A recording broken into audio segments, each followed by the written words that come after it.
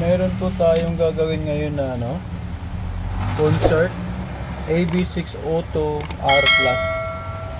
So ang nakasulat na reklamo dito ay general check-up. Yan. Nung tinesting natin, ang ating napuna rito ay itong EQ switch niya. Kapag ating pinos or binaon ay ayan lumalagapak yung speaker,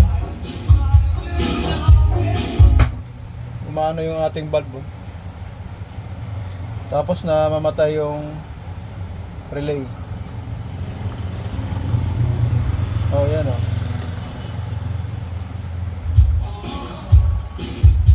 so tingnan na lang natin.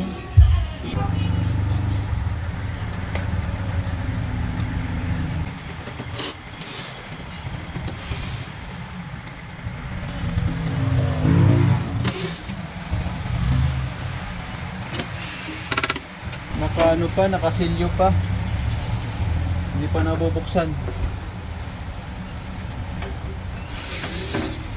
So tayo ang mauunang magbukas nito.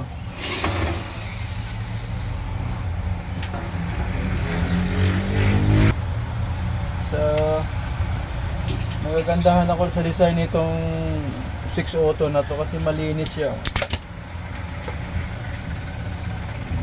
Ganda ng loob.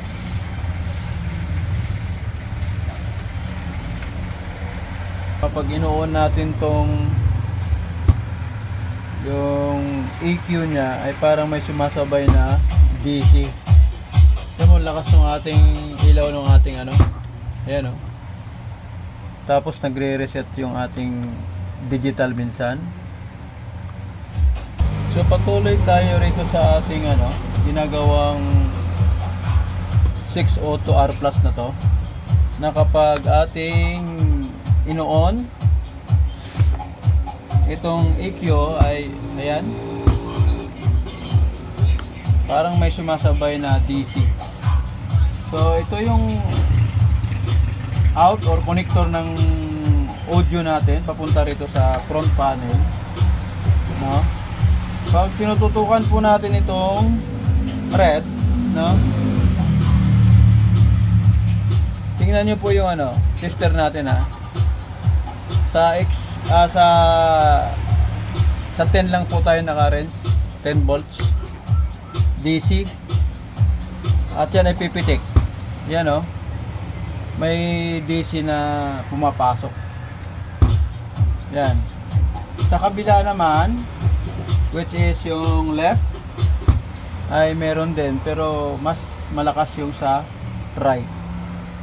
So bunutin natin itong connector na to. Ayan. Then applyan natin ang on off dito sa kanyang EQ. So dito tayo sa posisyon ng red. Tingnan nyo po yung tester. Ayan may negative na pumapasok. Sa kabila naman, which is yung left channel, ay wala. Sumasama lang yung DC out na yon dito sa galing sa right channel. Ayan pumipitik. So yung problem po natin ayan dito sa input selector na to, sa digital. Okay? So siguro magpapalit tayo rito sa dalawa na to, o pagsabayin na natin. Tanggalin muna natin to.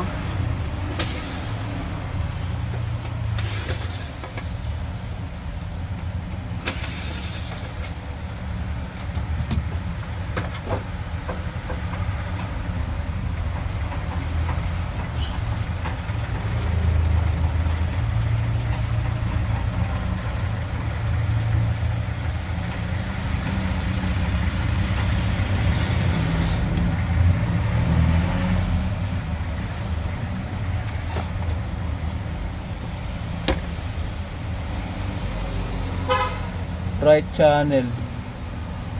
Ito. So, galing dito sa IC na ano, 4052. So, try nating palitan yan muna. Ito. Palitan muna natin yan.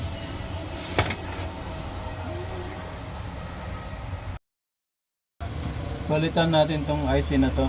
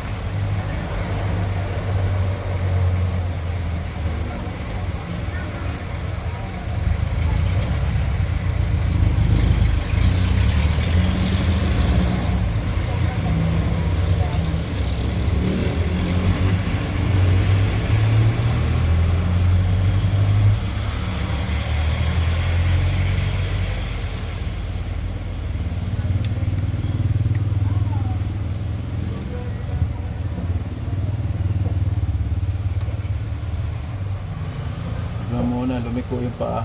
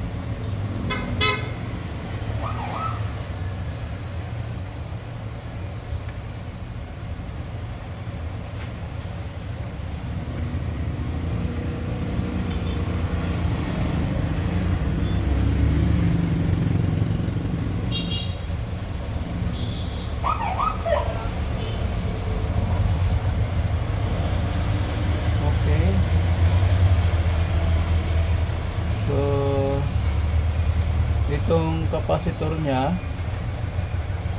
sabay na kaya natin. Check natin ito muna.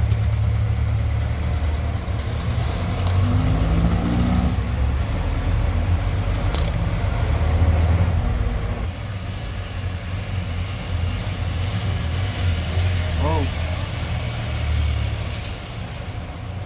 So mas maigi na palitan na natin pala ito kasi medyo may leak na konti, oh.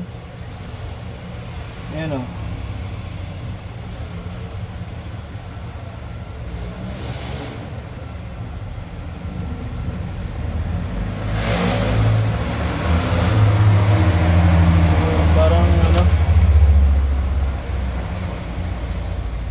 Parang may kunting leak siya.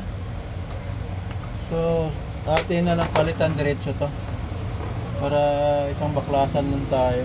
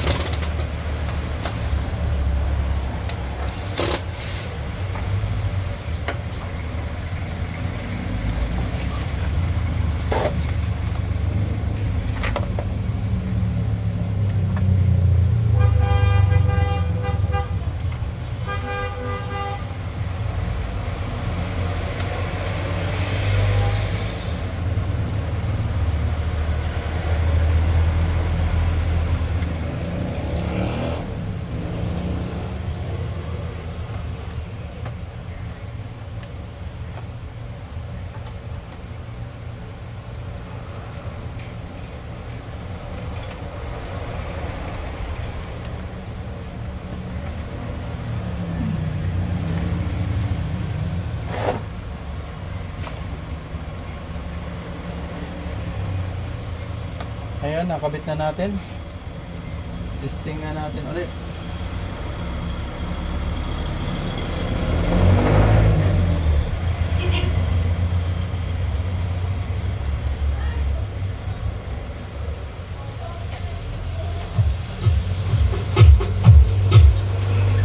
Okay ba?